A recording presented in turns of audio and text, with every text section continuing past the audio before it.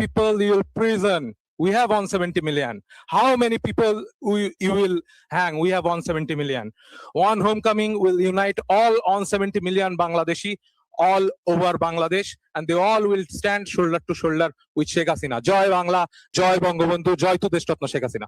Thank you very much. I would request Anil. Okay, Anil, can't you hear me, Anil? Mike, Anil. Okay, okay. Can you hear me now? Okay, Anil, I would like that portion of yours to be quiet in that side, please. I want quietness. I don't want disturbance. Now we are reaching to a very crucial moment. Please be quiet, okay? So now I will call Mr. Mohibul Hassan Chaudhry, Mohibul Chaudhry Nofal, former minister, please to address the gathering. Thank you. Thank you.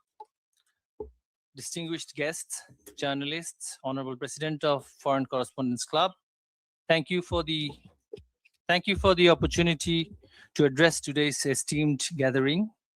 Today, while we appear before you in New Delhi, our hearts are with the people of Bangladesh. Our leader, President of Bangladesh Awami League, who has served the nation as Prime Minister for 20 years in 4 terms, will address this event. Ladies and gentlemen, today marks 2 years since the violent ouster of our government in Bangladesh. And many of you are aware, a lot has happened over the last 2 years and the months leading to August 2024. When the uprising against our government began, our young people were told violent ouster of a government will lead to a discrimination-free Bangladesh. Instead, the past 2 years have left our country deeply divided and in a state of anarchy and chaos. Hope had been replaced with hate. Dreams have turned into nightmares. Prosperity have been replaced with poverty. Justice have been replaced with revenge. Ladies and gentlemen, today, through our leaders' address and presence, we urge our citizens. We cannot continue on this divisive and destructive path. It is time we chase unity over division, harmony over hatred, dialogue over confrontation, and justice guided by rule of law, not revenge. Ladies and gentlemen, today, across Bangladesh, millions of our citizens are struggling with high inflation and unemployment. Opportunities for young people are shrinking.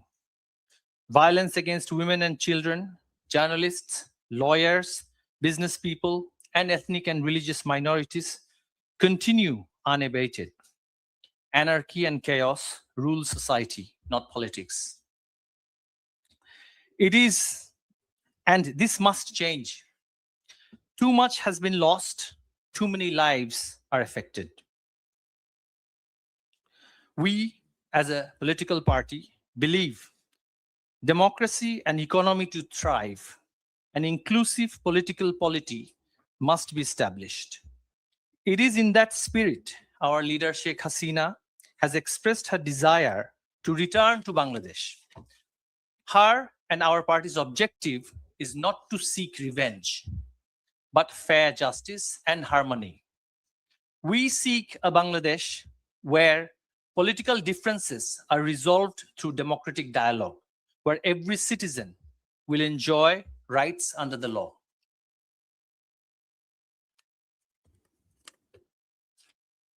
Ladies and gentlemen, as a political party that has served Bangladesh for decades, we recognize no government is without shortcomings.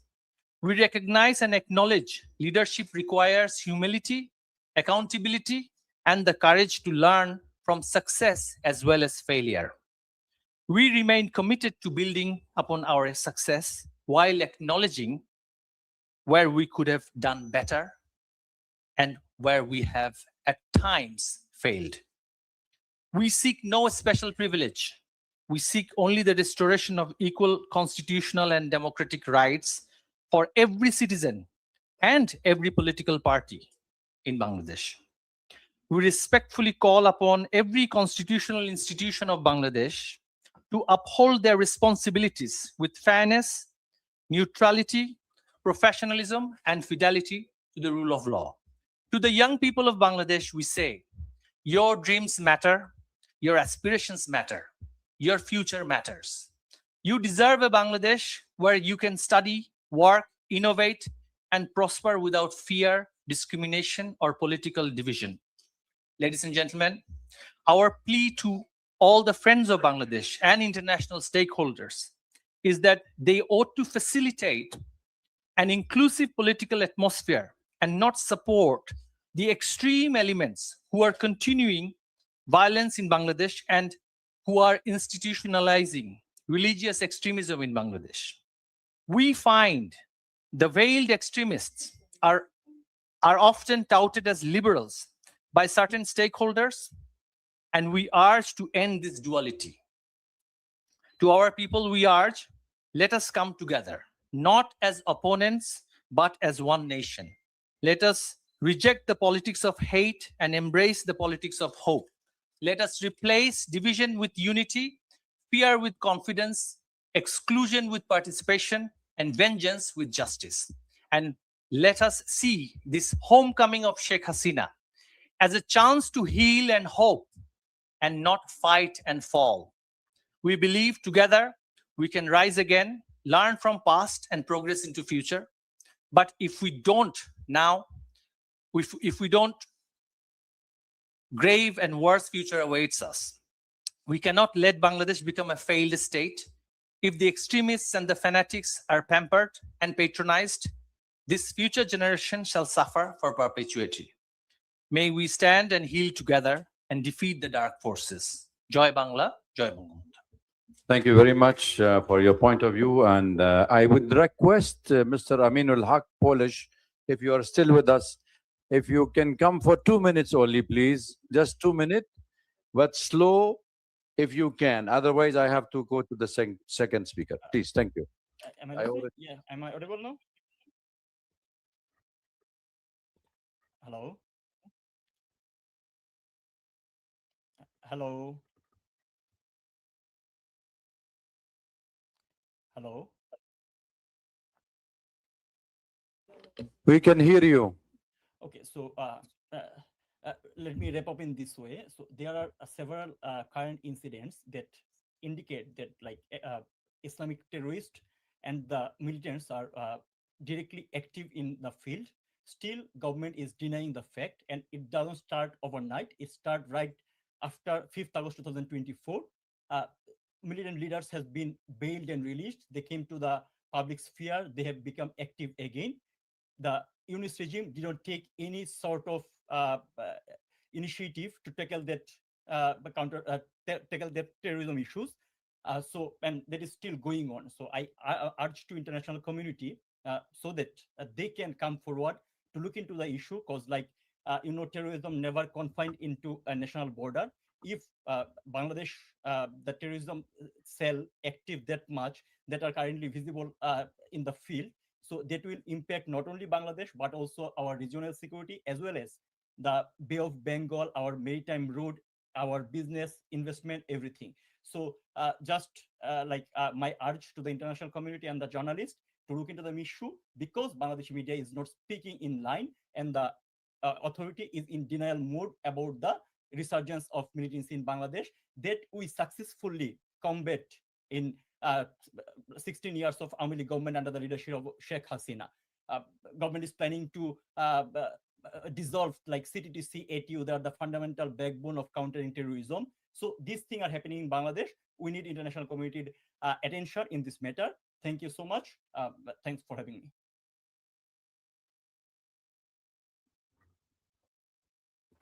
May I now request the key speaker, Mr. Sajib Wajid Joy, former ICT advisor to the Prime Minister of Bangladesh. Please speak slow and soft so we can hear you all. Thank you. Thank you very much, Dr. Awad, for the kind introduction. Thank you as well for the National Press Club for hosting this event. Honored to be here today. You've heard the other speakers speak a little bit about what is happening in Bangladesh and what has happened. I want to bring a few things to everyone's attention, and this is something I believe that the international community needs to focus on. First of all, you have heard the refrain again and again that about the deaths during the July-August protests of 2024. Here is what no one is talking about. You have various counts on the numbers. You have the UN number of 1,400, whereas the government number is 800 something. Who are these additional 600 people? Where did the UN get those names? Our party has written to the UN, our lawyers have written to the UN again and again, and to date the UN has not provided any names. But more importantly, the UN only covers a period up to August 15th of 2024. But we know that the deaths continued. And what is most alarming, and this is something that I believe that the press, the international press, should really, really pay attention to. You see, the Yunus regime, one of the first things they did was pass an ordinance which became law called the Indemnity Bill, indemnifying all the protesters, everyone, blanket immunity, protecting them from any prosecution for any killings. That includes killings of civilians, that includes killings of our party members, and that includes killings of police officers. Today, the BNP government that is in power, they have ratified this ordinance, turned it into law, and this continues, which means that none of the police killings, we still don't know exactly the number of police deaths, none of the police killings can be prosecuted. So my question to you is this: are killings okay? Are killings acceptable? If you can have blanket immunity for protesters to kill police officers, to kill civilians, to kill Awami League members and leaders, then why blame anybody? That is the first issue I would like to focus on, the indemnity. I think this is something that has not been paid attention to. This is unprecedented. How can you have blanket legal protection for killings by anyone, especially killings of police officers? This is unprecedented.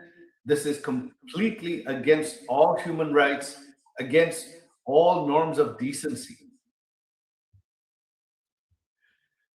Secondly, what you have had since August of 2024, you have had thousands, tens of thousands of people behind bars, which are all now, on one hand, most of them, many of them are Awami League members and leaders. Most of them are being held without any trial, without any due process, without any bail. Many of them are elderly, in their 80s. Their health is failing. Many of them have died in police custody. Not only that, killings in police custody have continued. We have documented them. We have put them up on our websites, on our Facebook pages, full list of names, exactly when, which prison they died, under whose custody. Most of them were young. They had no reason to die. They were all killed extrajudicially by the Yunus regime, and those killings continue even today. Outside of the prisons, during the Yunus regime, and even now, our party members are being hunted down and killed. Every few weeks, someone is killed somewhere. There is no due process. The police do not take any action, and the government protects these killers. So political killing in Bangladesh since August of 2024 has been legalized. This is Bangladesh today. And if any killings are legal, then why blame the Awami League at all? And finally, since 2024, not only Awami League members and leaders that have been behind bars, but anyone sympathetic to the Awami League. This includes journalists and businessmen, especially journalists, editors, owners of newspapers and television channels who were seen as pro-Awami League, have been behind bars for over 2 years now. You are the press club.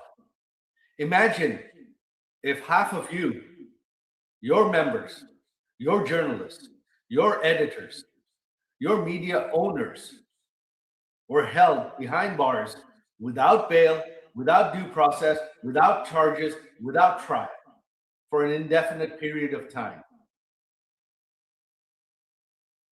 Can that be imagined in any country? Is that possible in any country?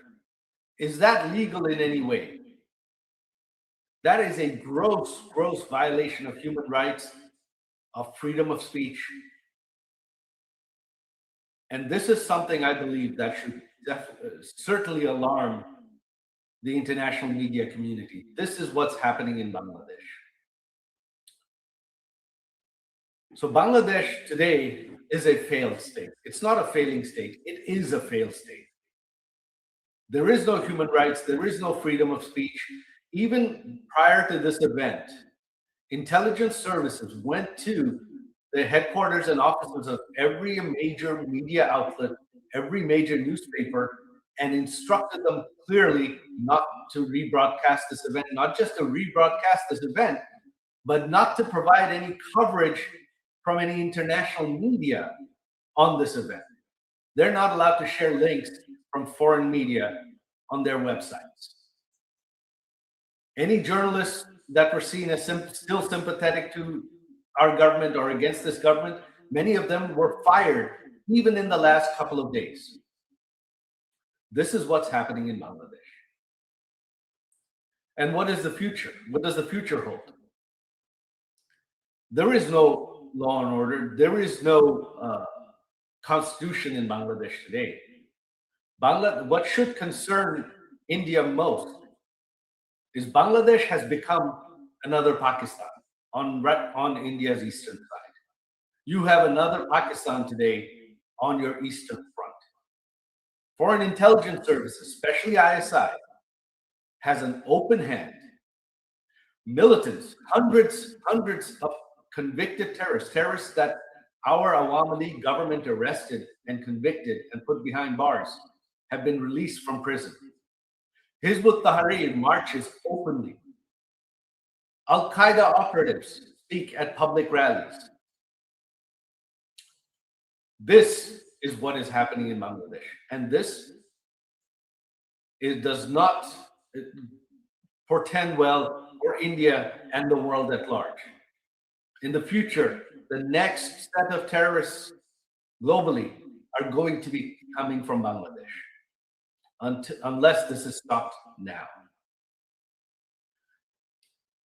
And where it has to begin is from the media, especially you in India. You are the world's largest democracy. Your media has reach. You cannot take this as a sensational story only when something sensational, headline-worthy happens. This is something you have to cover every day. This is something that you have to raise international awareness of. If you raise it, the international media will pick it up. If the international media covers it, it will come to the attention of international leaders. That is what needs to be done.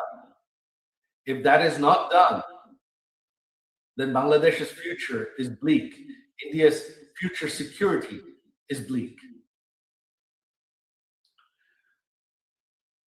As to what the future holds, who knows?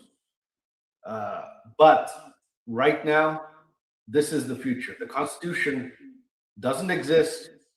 Even if we hope that in 4 years there will be an election in Bangladesh, who knows what form it'll take. The BNP running unopposed, has a two-thirds majority. They can amend the constitution however they want and ensure that the elections are set up just like the Yunus regime did so that the BNP wins. What you have now is not justice. You've heard our former Minister Naufel talk about this. What is happening is not justice. What is happening is political exclusion of the opposition, of the largest political party in Bangladesh, in order to grab and hold on to power. That is what is happening in Bangladesh. This is democratic and electoral manipulation. That is all it is. The BNP knows that the Awami League is allowed to speak freely. People of Bangladesh are not happy right now. The economy has collapsed in the last 2 years under the corruption of the Yunus regime, and that corruption continues today under their economic mismanagement, both under the Yunus regime and the current regime. Bangladesh is on the verge of total collapse. In a few more years, the economy will have collapsed and Bangladesh will turn into a rogue state. The time to act is now. And I urge you, the place to start is in the media. We need you to bring the world's attention to this. With that, I conclude my speech. Thank you very much. Thank you very much, Dr. Awad and the National Press Club for hosting us. Joy Bangla.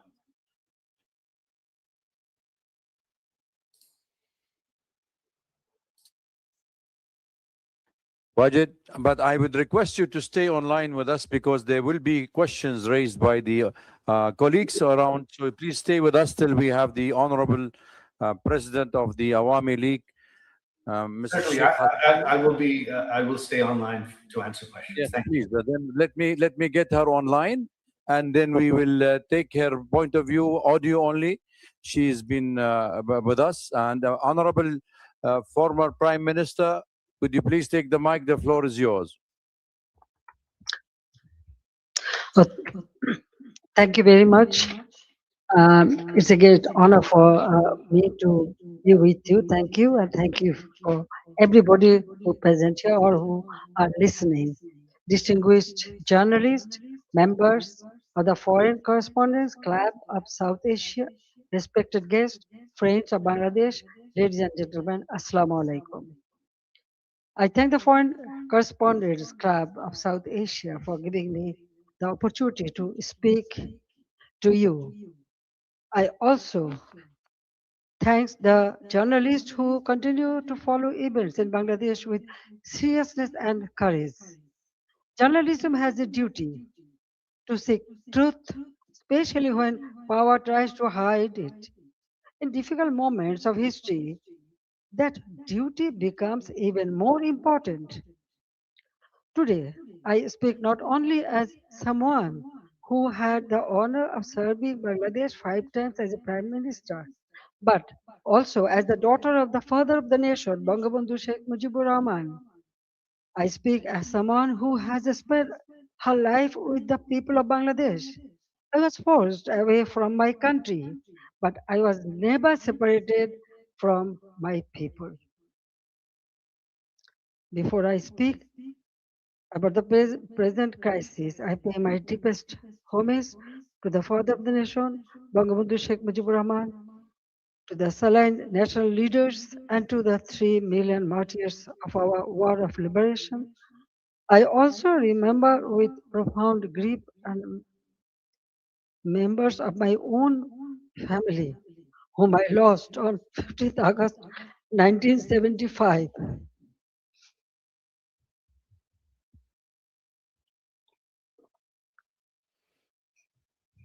Today is also the birthday of my beloved brother Sheikh Kamal, who was 2 years younger than me.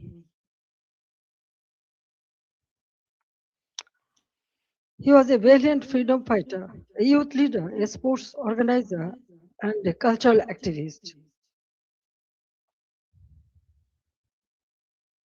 His life represented the courage, creativity, and patriotism of the young generation of Bangladesh. I remember him today with deep love, pain, and pride.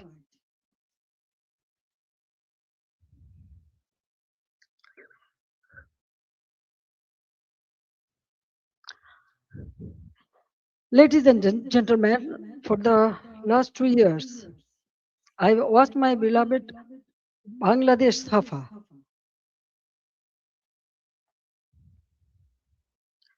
Fear has entered homes, workplaces, and campuses. This is not the Bangladesh we built.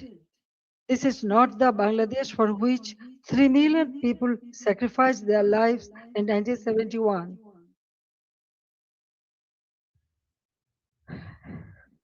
Let me begin with the truth about July and August 2024.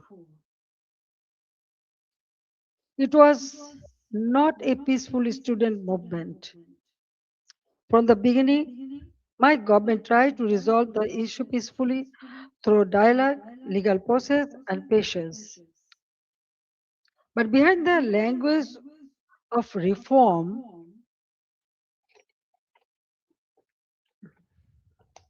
organized groups were working to turn students' demand into violent political instrument. In 2018, responding to student demands, we abolished the quota system.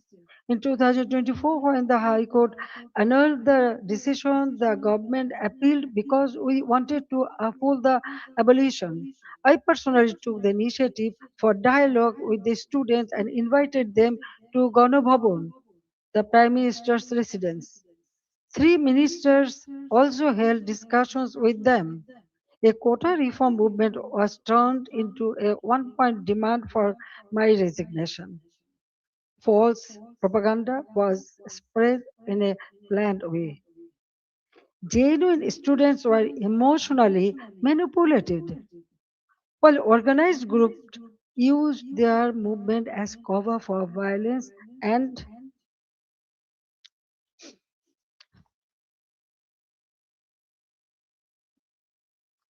violence and regime change. Muhammad Yunus himself said this was a meticulously designed movement led by a mastermind. His own words expose the truth. It was not simply a spontaneous student protest. There was no visible or responsible leadership. Instructions were given invisibly. It was organized, directed, and used to create a path to power outside the ballot box. From July 15th, the character of the movement changed. Killings, arson, attacks, and looting began. State property was destroyed.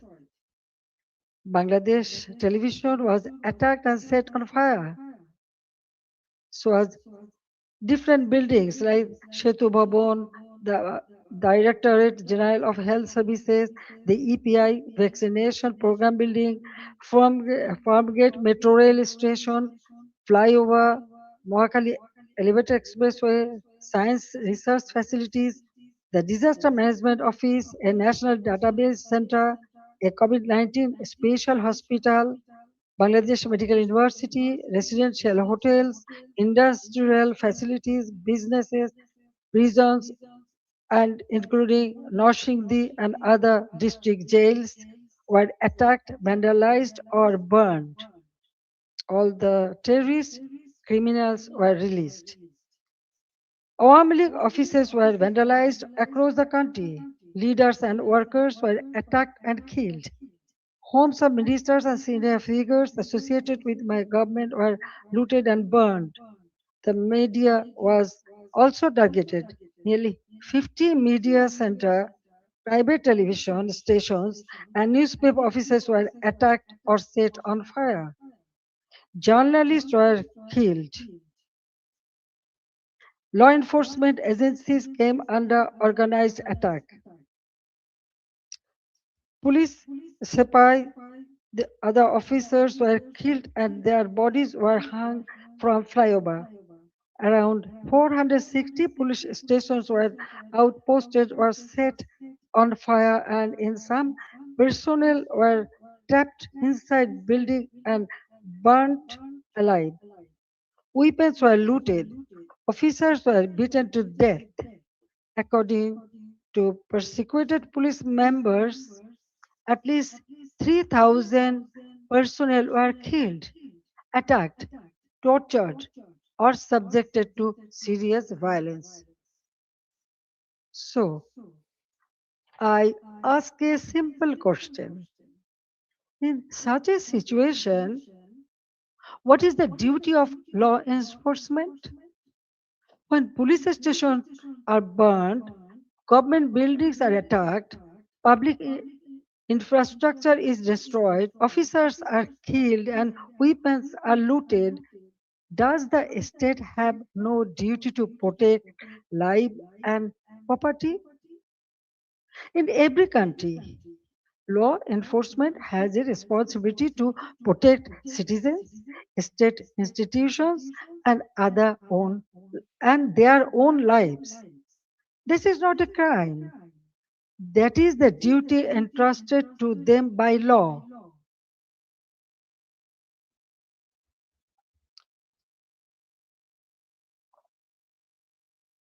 At the same time, I wanted the truth to be known. That is why I formed a judicial inquiry commission on 18th July 2024. Its purpose was clear. Every casualty had to be investigated. Every incident of violence had to be examined, and every family deserved to know the truth. I met victims' families, visited the injured, and instructed the authorities to provide the highest level of medical treatment free of cost.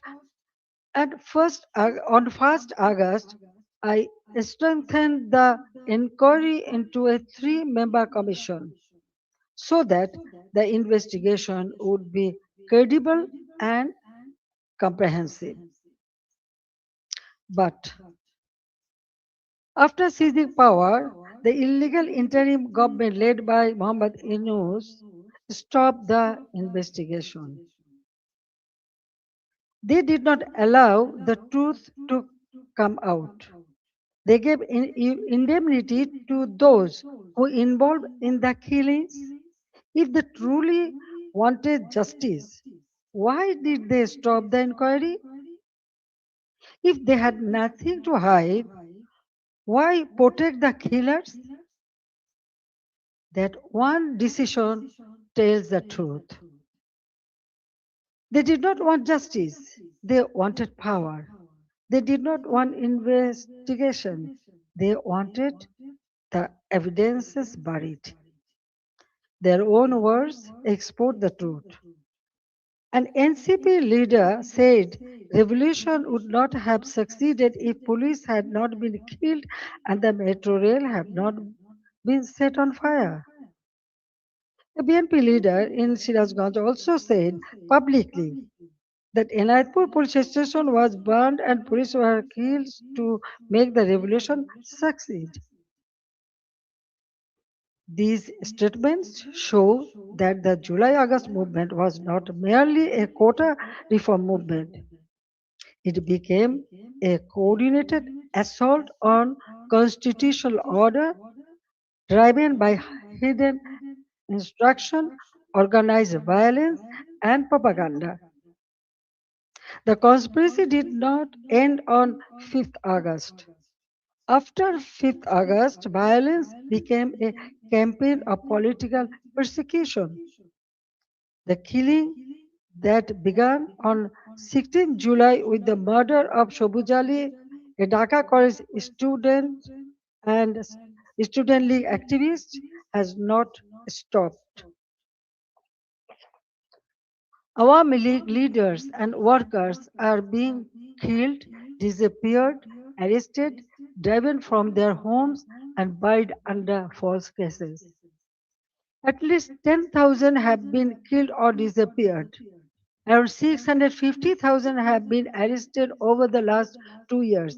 Around 3,500 cases have been filed, namely nearly 450,000 leaders, workers, and supporters are accused. More than 1 million others have been listed as unnamed accused. Against me, more than 600 cases has been filed. Women activists of Satru League, student organization, youth league, other affiliated organizations are facing abuse, humiliation, torture in custody. Many leaders and workers have also died in prison amid documented accounts of torture, denial of medical treatment, deprivation of food, negligence, and denial of basic rights. The persecution is not limited to the Awami League members of only. The member of minority community, judges, lawyers, intellectuals, cultural figures, journalists, professionals, workers, even rickshaw pullers, farmers, ordinary citizens have been attacked, arrested, or accused in murder cases. No one who stands for the spirit of the liberation war is safe. Symbols and memorials of our liberation war have been destroyed. Freedom fighters have been humiliated with garland of shoes. The historic residence of Bangabandhu Sheikh Mujibur Rahman, the Bangabandhu Memorial Museum at Dhanmondi 32 has been attacked and demolished in phases. This is not random violence. This is an attempt to erase the spirit of the liberation war from Bangladesh. Muhammad Yunus himself spoke of pressing a reset button to whip away the country's previous history. They want to erase the liberation war, they want to erase Bangabandhu, they want to rewrite Bangladesh against the foundation on which it was born. Convicted war criminals have been released, militants and top terrorists have been freed. Even after a state election brought the BNP to power, the situation did not change. Bangladesh remains a grip of fear, terror, repression, economic hardship, and deep insecurity. Now, look at the condition of the country. The progress we built has been destroyed, and ordinary people are paying the price. GDP growth has fallen to 2.22% compared with 6.80% during the Awami League government. Industrial production has fallen sharply. For the first time in 54 years, the industrial sector has faced negative growth. Defaulted loan in the banking sector have reportedly risen from 13% to 47%. Poverty has increased from 18.60% to 46.8%. Investment has turned negative. Job creation has collapsed. More than 2 crore people have newly fallen into unemployment. Over 500 industrial factories have closed. More than half of industrialists and business owners are either in prison or forced into hiding. The government is running by borrowing 700 to 900 crore taka from banks every day. Project costs have been increased by 50% to 250%. At the same time, militancy is rising. Women and children are facing torture, rape, humiliation. And ordinary people no longer feel secure in their own lives. Extortion, murder, kidnapping have become regular features of daily life. These are not just numbers or isolated incidents. Behind them, there is a family, a worker, a farmer, a small business owner, a mother who cannot buy food for her children, and a young person who no longer see hope.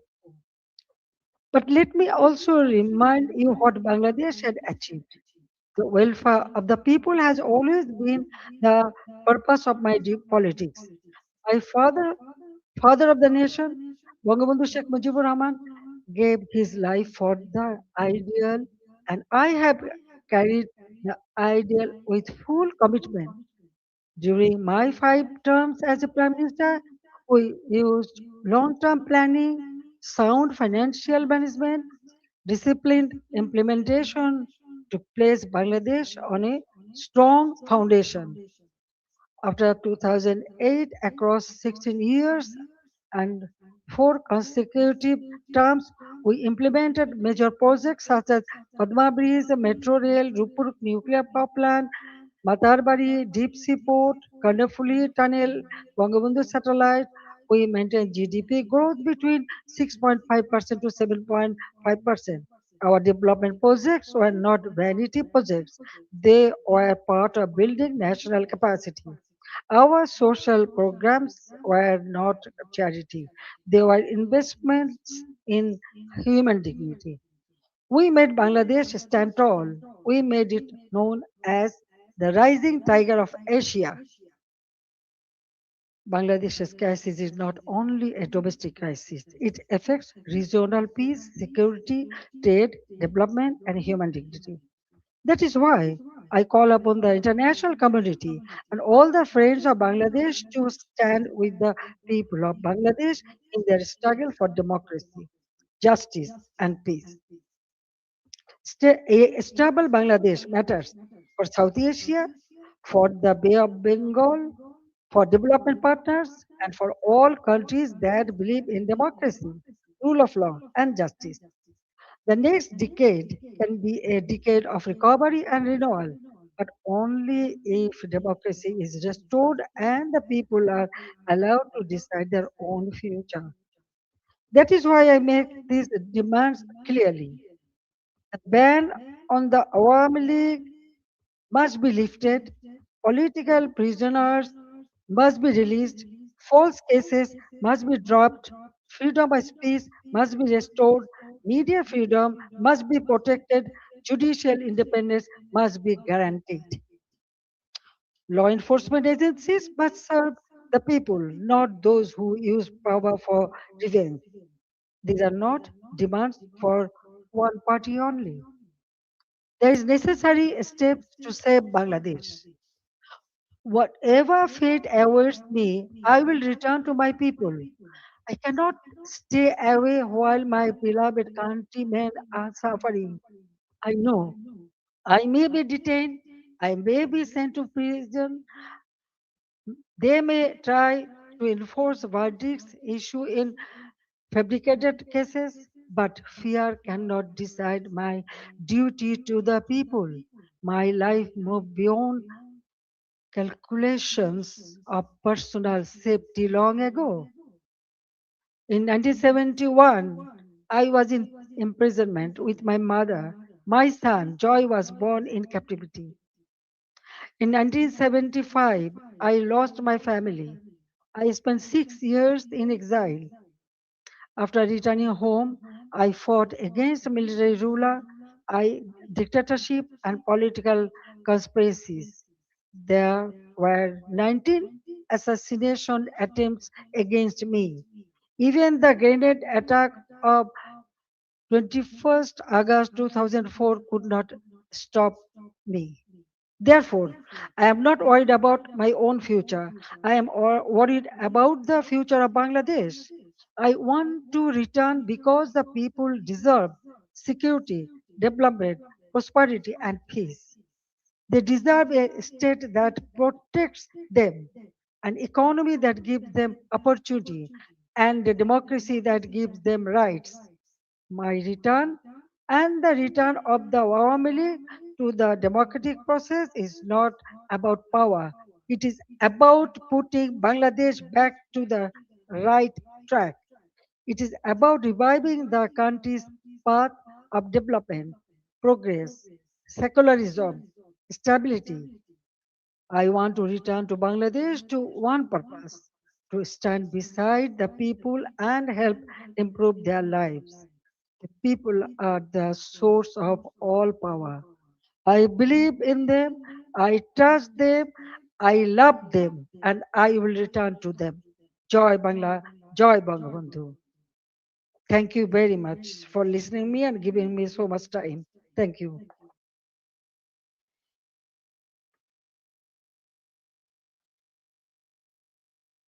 For side input, and I would request you please to take a couple of questions from our colleagues before you go, and then we can direct the question to some other people. Venkat, please. I'll give. Just give me Venkat. Wait for the mic, and we'll give priority to our members. Then I'll give you. Just let me just. Thank you.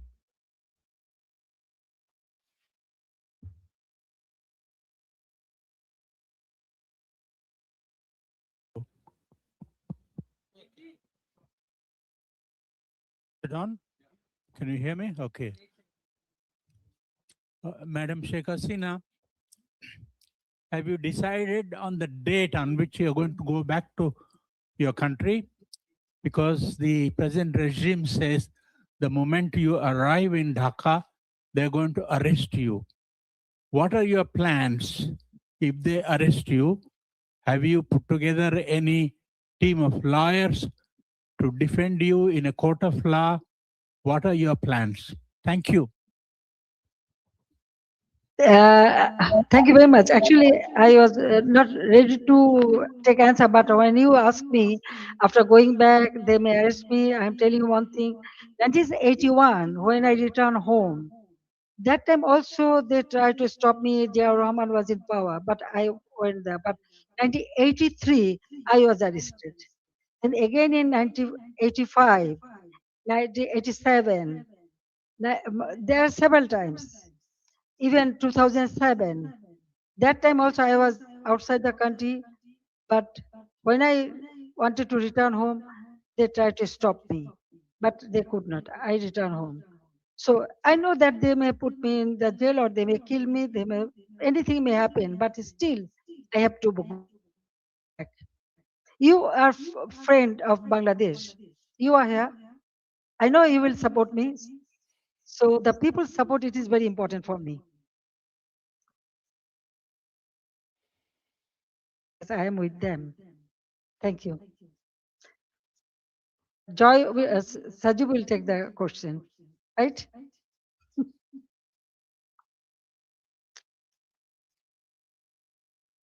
I hope Madam Hasina can answer this question. Sajib is a US citizen. The US ambassador to India has recently visited Bangladesh and expressed his confidence in Mr. Tariq Rahman's leadership. And Sajib is, of course, I'm aware that you have dual citizenship, Bangladesh as well as the US. But how do you view the US ambassador's remarks and his support also offering further deepening of trade relations with Bangladesh? And also, you said, Sajib, that Bangladesh runs the danger of becoming another Pakistan.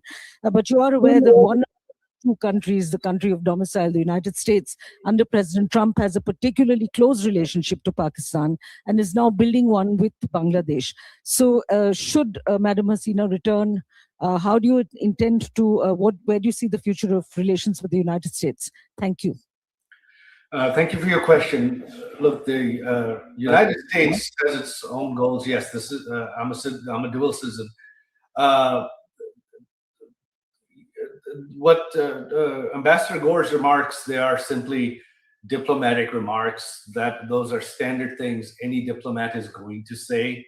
And the current U.S. administration, their focus is on trade. They are not focused on democracy, human rights, any of that.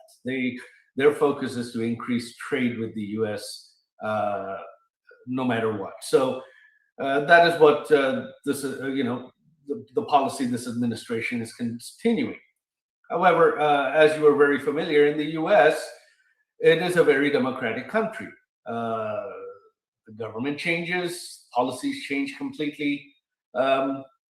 And, the US has close relations with Pakistan now, but a few years ago they didn't. So this can all change very quickly.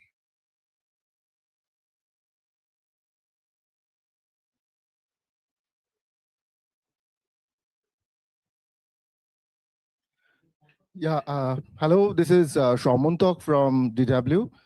So my question is that since you want to go back to Bangladesh, all of you said that, what's your plan, how to enter Bangladesh, and have you had any conversation with the current government at any capacity?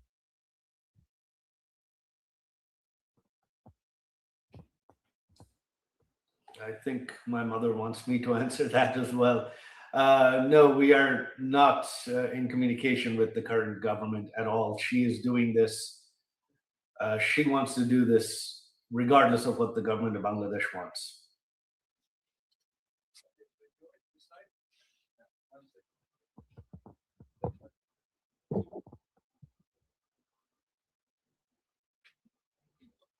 Good evening. My question is, the Sheikh Hasina has been in India for 2 years, roughly. And how has her stay been? Has she been in touch with the government of India and its officials? And the fact that she's keen to go back, is this something the government of India is aware of? And how does the government feel? Because the Prime Minister of India in the past has said that Sheikh Hasina is my sister. Well, obviously, the fact that she wants to go back has made international headlines, so I'm sure there isn't anyone in India who is not aware. With regards to how they're treating her, they are treating her like a head of state. They are treating her very well. She's staying as with the full services and security of a head of state. They have shown her, Prime Minister Modi's government has shown her the utmost respect, and for that I am eternally grateful.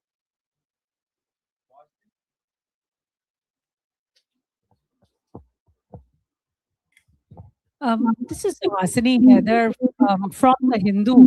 I wanted to ask former Prime Minister Sheikh Hasina did really detail what happened in those 2 months. However, there has been one demand that we've heard from the protesters, from the students in Dhaka quite often. Did she regret the violence? Does she regret the killings of protesters there? Does she feel sorry about what happened eventually and the events that led up to her coming to India at that time? Look, this question of regret and apologies has been raised, but you see, the Yunus regime and the BNP regime has continued what I mentioned in my speech: immunity, indemnity. So they have indemnified killings. They have legalized killings. The killings of police officers, the killings of civilians, the killings of Awami League members. So in this situation, and you have heard my mother express that this was a violent situation. So if one set of killings is legal, then how does the question of apology arise? Why does it arise? You can't have both. You can't have one set of killings being legal and another set someone has to apologize for. So the day the indemnity is lifted, the day the protesters who killed police officers and civilians and Awami League members are arrested, then the Awami League will apologize, will express regret. But until that day, there is nothing the Awami League to apologize for, because currently all killings in Bangladesh are legal.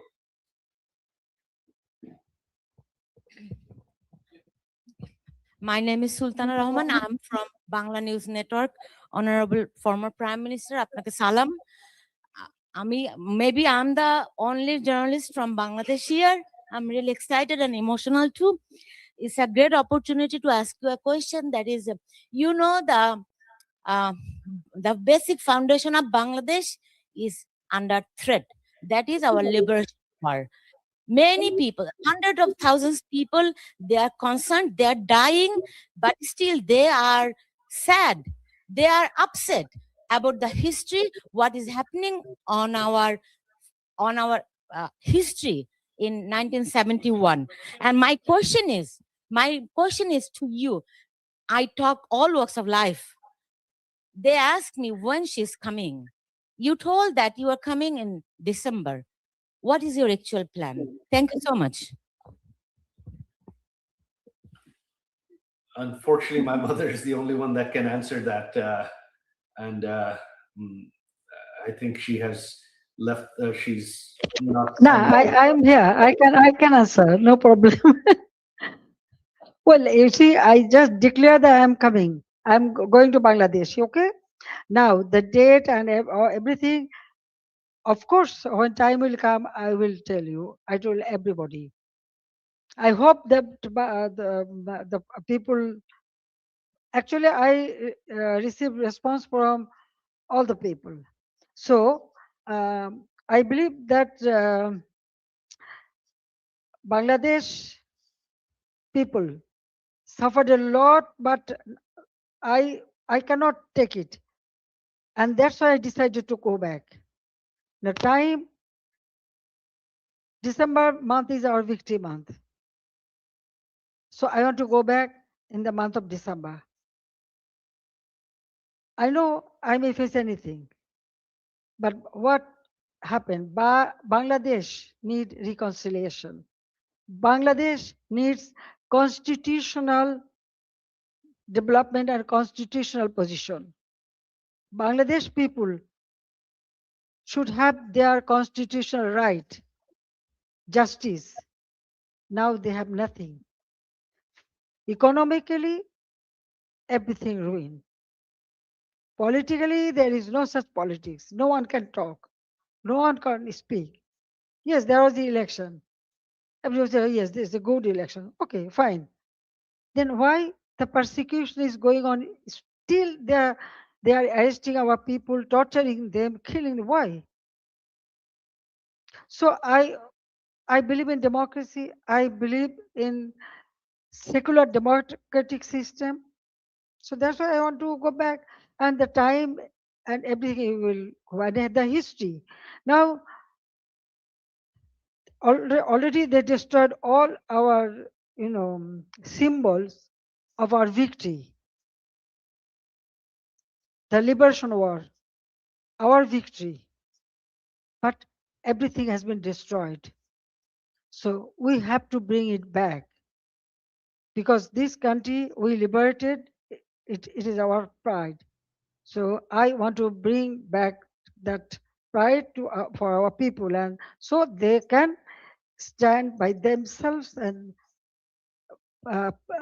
proudly they can say that we liberated the country, so our history should prevail. That's all. And thank you very much. You speak always in favor of our liberation victory. But at this moment, you know what is happening. Those who lost the war, now they are praising them. They are okay. I don't want to make much comment. Thank you.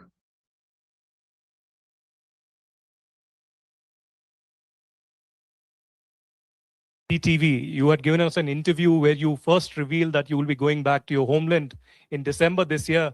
But I also want to communicate. Your son just said that there's no communication happening with the government. But would you want some kind of a back channel with the government before you revisit and return to your homeland, or would you want some kind of a mediation to happen from any neutral party or any neutral country?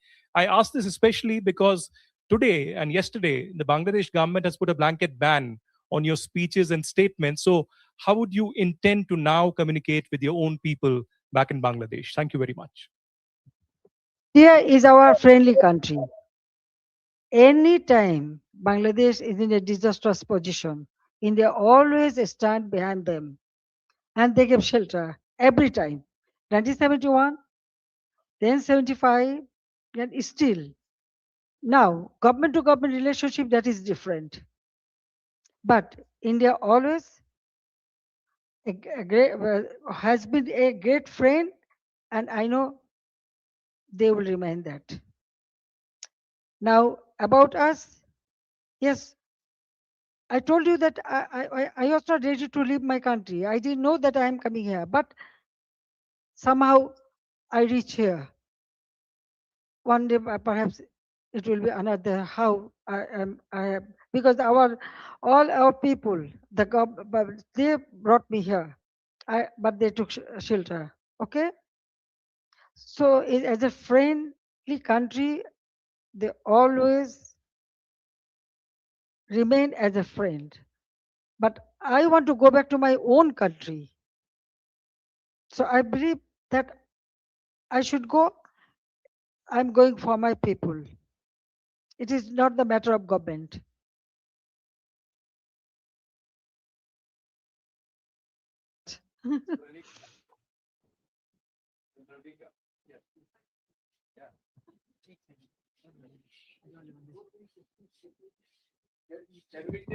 Check.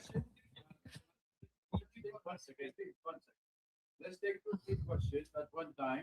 Since Madam still with us, that will make it easy for all of us. I try to accommodate everybody, but please make it short. No need for any observation. Just short question. No, Please. I'm telling you one thing. I can see so many hands. If you have so many questions, there is the email address. There is the Intend to email return address. back? If you Because, when do you intend to return back? Is there a specific date, and what message do you want to send to the people of Bangladesh, and how do you respond to the criticism of your government's handling of recent political unrest and protest? One more question that I would like to put out is, how do you respond to calls for, also, what are your priorities for Bangladesh's economy, as you have already mentioned about it? So if you would like to respond to that. Madam Hasina, this is Ayushi Agarwal from ANI. Your party, Awami League, continues to remain banned in the country. But if the Awami League is eventually allowed to participate in elections, would you seek to lead the party again? This is Yeshi Seli from Business India. What kind of support are you expecting from people in Bangladesh? What is the percentage of people who will still support Awami League? And do you expect the youth to come out and welcome you once you decide to walk inside Bangladesh? Take 3 questions and then we'll go second round and that's it. Yeah, I'm trying my best. Former Prime Minister Hasina, I have a very personal question to you. Last time you went back to Bangladesh in 1981, you went to the Nizamuddin Dargah, which has a very strong connect with your family. Will you go to the Dargah this time again, given the fact that your father also had a connect with the Dargah?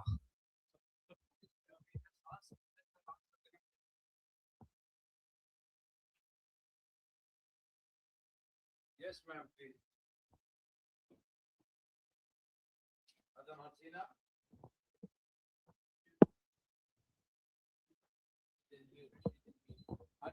Unmute yourself.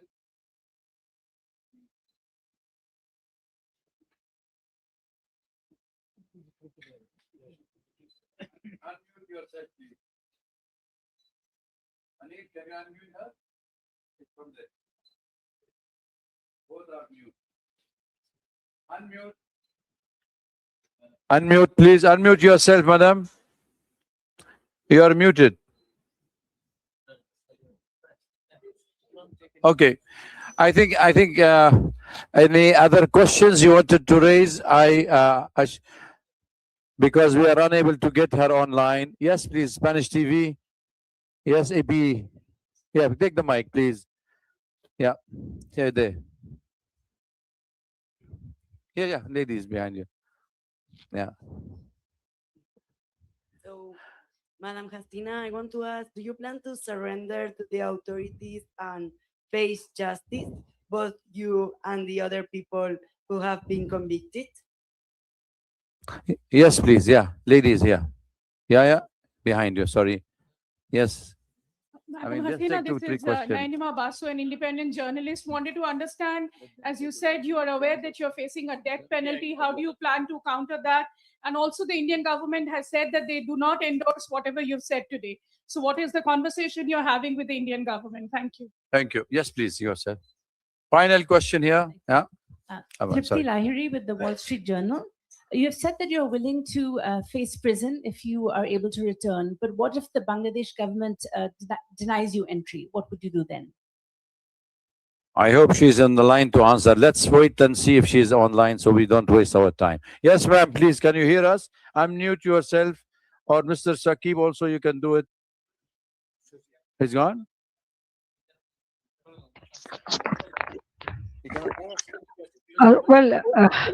Yeah.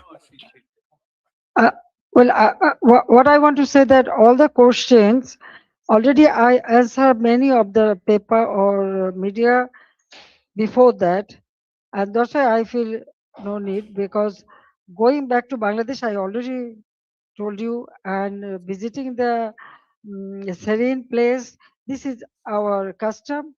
Definitely, usually we do it. So Nizamani Aule or any place we can go, we can visit. That's the one thing. Another thing is that most of the question I think already I have answered you in the past in the media. Now the government, what government will do, it is their matter. I have decided to go, I will go, and when time will come, you will be able to know everything. Okay. Now I think I have there is an email address. If you have more question, you can send it there. Then you will get your answer. So I don't want to take much of time. So Okay. thank you very much. Thank you again Thank you. for arranging all this an event. It's a wonderful place, and all of them are present here. I thank you very much for giving me this opportunity to talk Thank to you, you. madam. It's very nice to Thank talk you. to you. Yeah. Thank you for having you with us today. It was an honorable meeting, and we all enjoyed. And I'm sure that we will wish you, all of us, praying for your safe return home and goodwill for Bangladesh. I just wanted, before we end the session, to ask the minister, former Minister Muhammad Ali As-Siddiq, to acknowledge the presence of some of the Bangladeshi leaders among the audience. Please, could you please? Thank you very much, the distinguished journalists, the reporters, and you covered up the valuable issues. Today, from all the way to Europe, our all European, Awami League President, Muhammad Nazrul Islam is here. I would like to recognize him. No, I have another person, Dr. Pradeep Ranjan Kaur from New York, from all the way, he presents here. And, we want all sorts of your assistance and help to go back to Honorable Prime Minister to Bangladesh, restore the democracy and human rights. Thank you very much. Thank you very much, everybody, for coming. We'll be answering. Our former Prime Minister and the President of Bangladesh Awami League will be answering all the questions through the email. Please, I think we have circulated the email, so please get in touch. Thank you, Arun. I think we all welcome you all for tea and coffee and snacks. Join us. And if you want to take any bites separately from the distinguished guests, feel free to question and ask them. Thank you for being here. It's difficult to control. Bye.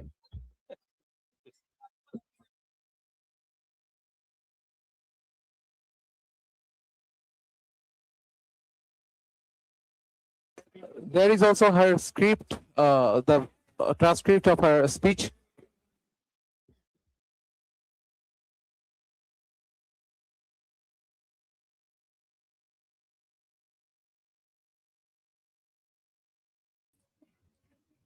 Builders.